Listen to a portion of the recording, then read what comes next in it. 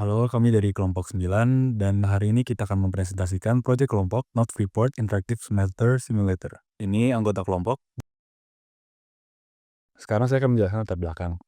Program game Not Freeport ini dibuat untuk memfamiliarkan mahasiswa dengan konsep dasar ekonomi pertambangan melalui pendekatan yang lebih menarik dan interaktif. Melalui simulasi ekonomi yang terdapat di dalam game, pemain dihadapkan dalam berbagai keputusan strategis seperti pengelolaan biaya, penjualan produk, serta adaptasi terhadap perubahan harga pasar.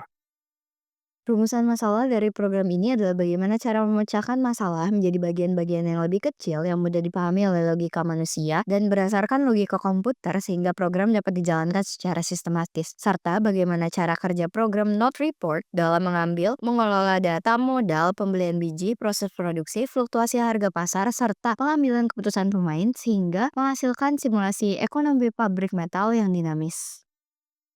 Tujuan dari pembuatan program ini adalah memberikan pemahaman aplikatif tentang ekonomi pertambangan melalui simulasi pengelolaan pabrik metal dengan mengelola biaya, kapasitas produksi, modal, dan menunjukkan bagaimana investasi, perubahan pasar, dan strategi produksi dapat mempengaruhi keuntungan dan kelangsungan usaha. Dekomposisi permasalahan dari game Not Freeport dibagi menjadi tiga, yaitu pembelian biji, pengelolaan biji, dan quality of life atau upgrade. Pembelian biji dan pengelolaan biji memiliki dua permasalahan yang sama, yaitu stok biji dan juga harga biji. Sedangkan pengelolaan biji dan quality of life itu memiliki satu permasalahan yang sama, yaitu adalah efektivitas. Quality of life memiliki permasalahan kapasitas pabrik, sedangkan seed adalah randomizer dari harga biji dan juga listrik. Di sini saya akan menjalankan 3 penjelasan sekaligus, yaitu tentang flowchart, program, dan simulasi karena mereka saling berdampingan. Mula-mula kita print menu atau welcome message, lalu kita inisiasi modal, harga listrik, dan lain-lain. Setelah itu kita bisa memulai print hari, modal, harga listrik, kapasitas harian gram untuk hari tersebut. Dari sini loop dimulai. Setelah itu kita akan mulai masuki loop simple, di mana kita melakukan loop untuk pembelian biji. Di mana pembelian biji ini kita akan print data logam untuk hari tersebut. Setelah itu kita akan meminta input dari pengguna untuk membeli logam mana yang dibeli, lalu input berapa jumlah yang akan dibeli, dan kita memastikan juga agar jumlah yang dibeli itu modalnya masih cukup. Setelah itu, kita akan memasuki bagian logika pengolahan, di mana kita meminta input pengguna untuk memilih apa yang akan diolah dan berapa yang akan diolah. Di sini kita melakukan logika simple untuk penghitungan energi yang digunakan dan biaya proses dan stok. Setelah itu, kita print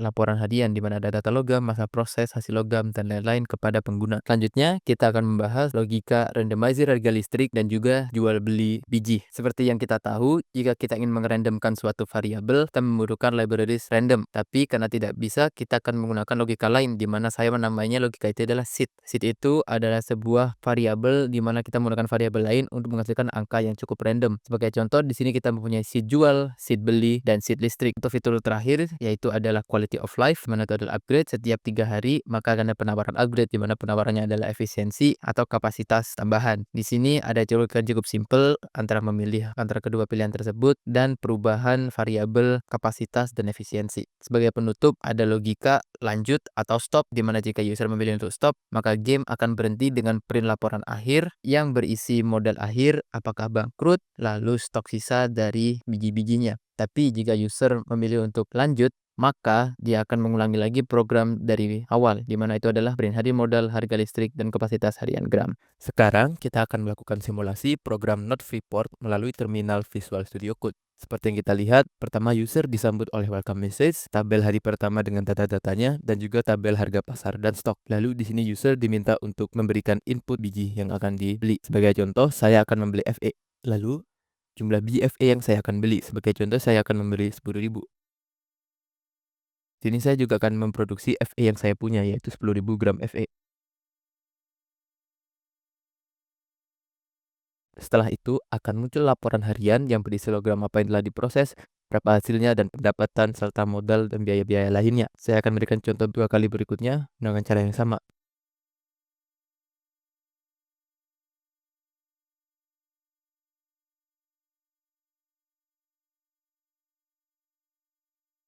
Seperti yang kita lihat dari tabel-tabel ini, harga jual dan harga beli setiap besi selalu berubah-ubah tiap harinya. Ini semua berkat seed yang kita telah program tadi. Begitu juga dengan perubahan biaya listrik, di mana ini juga terjadi karena seed listrik tadi.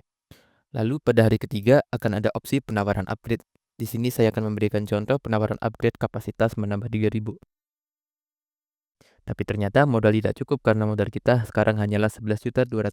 Di sini saya akan mencoba menyelesaikan game dengan cara tidak lanjut ke hari berikutnya.